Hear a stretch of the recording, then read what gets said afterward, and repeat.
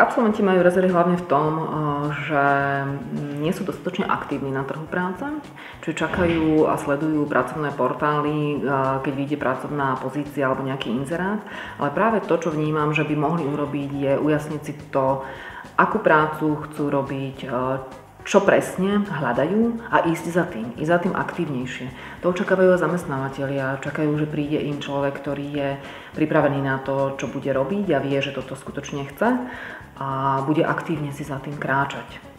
Čiže to je také veľké devíza. A potom vlastne to, že absolventi možno vedia svoje odborné znalosti, ale majú trochu,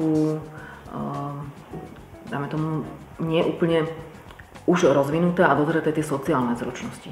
Čiže viac skúšať veci, viac hovoriť s ľuďmi, viac si vlastne testovať to, akým spôsobom ja vystupujem a dokázať byť jasný, zreteľný a aby zamestnávateľia pocítili, že je si ten človek istý sebou. Mať takéto zdravé sebavedomie. Nie prehnané, ale zdravé.